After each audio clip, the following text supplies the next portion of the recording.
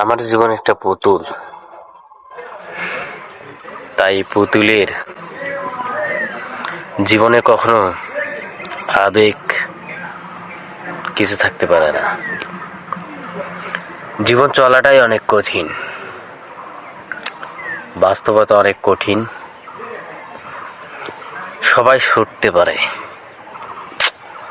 আমি ছুটতে পারি না, এটাই আমার দুর্ভাগ্য।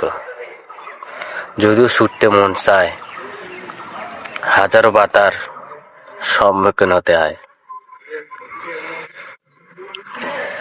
মাটির পুতুলের তাও বেচা কিনা হয়, আমরা তো সেটাও পারি না, বেচতেও পারি না, কিনতেও পারি না।